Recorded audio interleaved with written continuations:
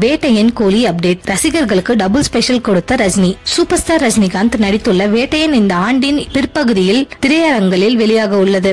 அதே நேரத்தில் கூலி படத்தின் தயாரிப்பு பணிகள் நடந்து வருகிறது. இதனால் 2024ஆம் ஆண்டு ரஜினி ரசிகர்களுக்கு ஒரு பெரிய ஆண்டாக அமையும் என்று எதிர்பார்க்கப்படுகிறது.